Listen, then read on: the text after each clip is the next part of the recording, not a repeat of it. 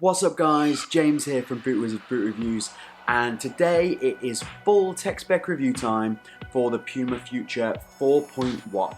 The Puma Future 4.1 is the, let's say, facelift refresh version of the Puma Future 19.1. Some small tweaks, a little bit of improvement here and there, so let's see how this holds up and also discuss a little bit how this differs from the 19.1.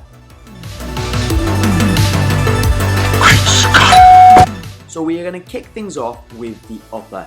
The upper on the Future 4.1 is fundamentally the same as the upper on the Future 19.1. It is an Evo knit base with a mesh liner. So the orange you can see through these Netfit holes is the liner. It's also the liner that's on the inside of the boot. But the actual base material of the upper is Evo knit. The upper is also the only place where you are going to find a difference between the 4.1 and the 19.1. So the 4.1 had the same Evo knit base, and that had a swirled havoc heat print put into it. So it was a much denser, thicker heat print than this. This is made in exactly the same way, but the pattern is different basically. So this is raised bumps, which are a little reminiscent of maybe an older striking element style.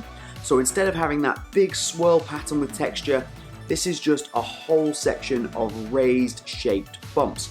It maintains the same textured sandpaper-esque cover to it, which is great for giving you a bit of extra grip on and touch on the ball. It maintains that slightly dampened touch and sensation that you got from the 19.1, but it does address a little bit of the flexibility issue that you got with the 19.1. So the 19.1 was super stiff through especially this forefoot area. Took a long time to break in, and honestly, I don't think I really ever got my 19.1s to a point where I was happy with how broken in they were. This, because the Havoc heat press is basically just less. It has much more flat area, and then these are just the raised areas that come out of it. It is a little more flexible, but don't take that to mean that they have fixed this stiffness problem. This is still a very stiff upper. It's still one that takes a long time to break in, and honestly, if you had an issue with the stiffness on the 19.1 and you didn't enjoy that, you are not going to enjoy it on the 4.1 either. Even though I think this is an improvement. I think it's more flexible, I think it breaks in a little bit faster, I think the raised area, the way it's been done, actually gives you more grip on the ball, and it does get treated a little more like a striking element than just a textured upper. So on the whole, yes, improvement in the forefoot and this Evo knit press, but not enough to fix the actual problem that was there from before, which is an overly stiff upper that doesn't really break in well enough. This is the standard cut version of the Future 4.1, so it has the collar. You can get a low cut version of this, which is potentially better, gives you a little bit of a different feel in the heel, which is possibly better, but I do really love the look of this mid cut. You get the elasticated Evo knit that runs up the top and down into the sock piece here. But then that runs into the best thing about the Puma Future. It's been the best thing about the Puma Future for several generations, Netfit. So Netfit is all of these holes that you see that run down the edge of the boot on either side. Every single one of these holes is a lacing position. So you can lace these boots up any way you want using these lace holes to provide you with an awesome custom fit, and it works. You know, you get a lot of tech on boots these days, which is gimmicky, it's stupid, it's just there to try and build some hype, sell some boots. This actually works. If you have slightly wider feet, if you have slightly narrower feet, you have maybe an issue with a flat foot or something, you can do stuff with this lacing system to help you out. However you want to fit it, you can try and make the boot more responsive even. You can tighten up the lateral side of the lacing, really pull that tight, give yourself a bit more room on the medial side. It's completely up to you. Netfit is genius. Puma need to push Netfit. I've said this before. I really like this, and whatever Puma do going forward with the future, they need to keep Netfit. It is a fantastic thing, and if you're into that kind of idea of being able to customize your boots, or you find it difficult to get a boot that really fits you right, this will probably fit you, and if it doesn't, you can make it fit you. If it's not comfortable, you've probably done it wrong. Overall, that is awesome. Final thoughts on the upper. I'm not saying that this is a bad boot, even though it has the issue with stiffness, but if you don't want a boot with a dampened sensation in terms of touch on the ball, and you're not willing to deal with the fact that the upper maybe won't break in to like a buttery soft feel, this boot is potentially not for you, but the Netfit is still fantastic. Guess you guys aren't ready for that yet. So taking a look around the boot, I think this is quite a nice looking boot. I enjoy the silhouette, exactly the same as the 19.1, and in this colorway, which is the new Anthem pack colorway, it is growing on me. I wasn't a huge fan when I saw the press pictures, but in hand it's quite nice, and then that metallic silver that runs all the way through the forefoot there really, I think, adds something, and this red color is actually fantastic. It really pops. If you want a really detailed look at all the elements of this boot in terms of its appearance, then do click the link just above for our unboxing, and do remember to subscribe to the channel so you get those unboxings first. As I said at the start, the upper is the only place you're going to find a difference between the Future 4.1 and the Future 19.1. So the sole plate and stud pattern, the tooling as a whole, is exactly the same. That is not necessarily a bad thing.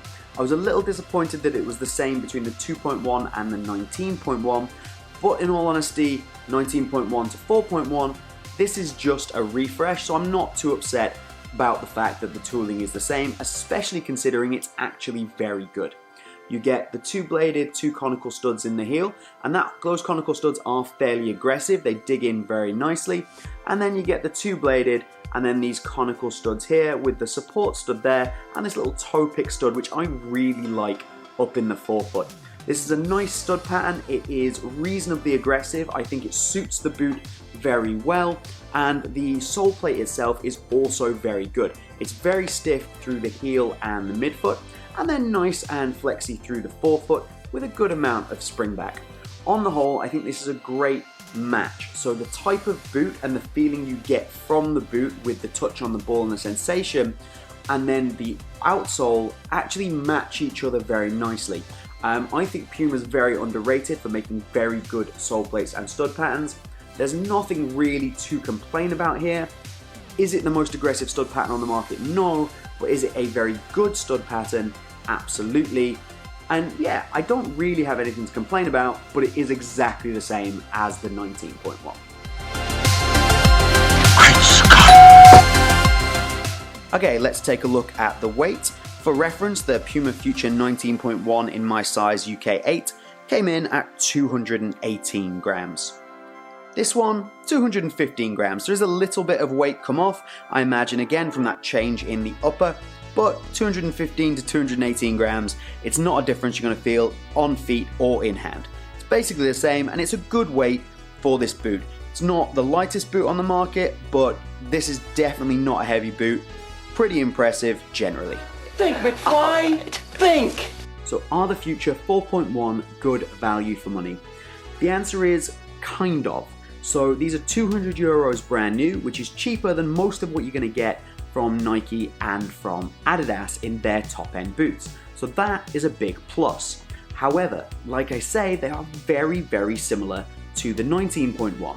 The 19.1 has been released in multiple colorways. You can now go and pick those up in a decent size range on sale for between 120 and 150 euro. So why would you spend 200 euro on a boot when the 19.1 is fundamentally the same, feels very much the same on the ball, and you're going to spend less money. It's not that these are bad, it's just that they're not really necessary.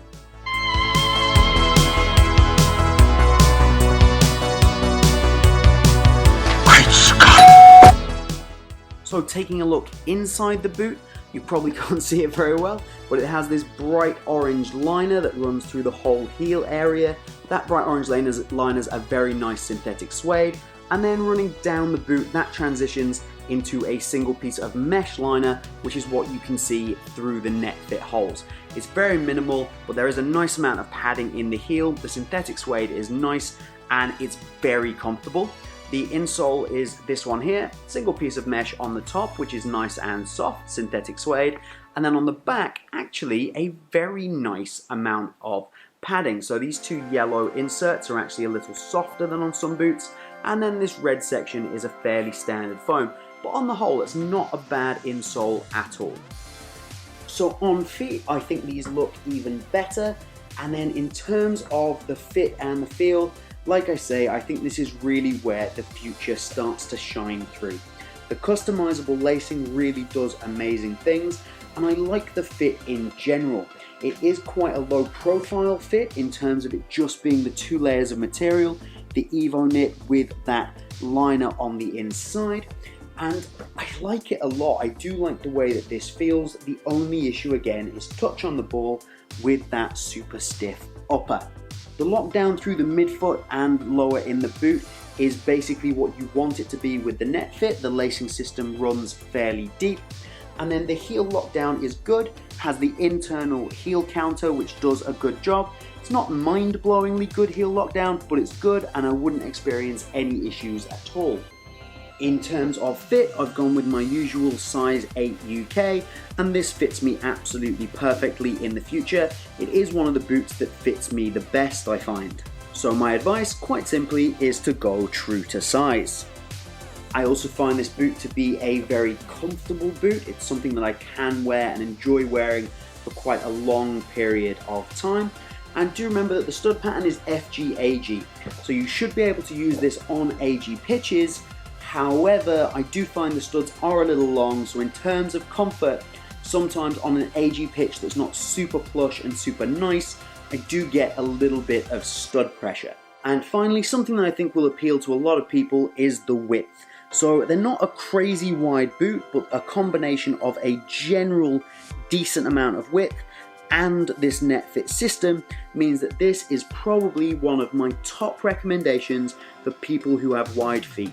If you have wide feet, I would strongly suggest checking out the Puma Future 4.1, 19.1, or even the 2.1. So in conclusion, the Puma Future 4.1 is still a very good boot.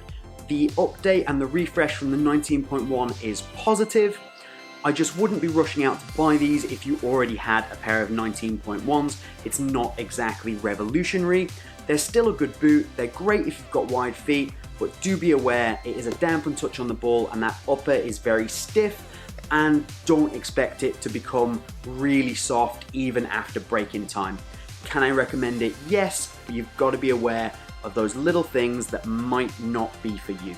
If you want a close-up look at the appearance of these boots, just click over here. If you are brand new to the channel, do consider subscribing and click over here and let me know down in the comments what you think of the 4.1.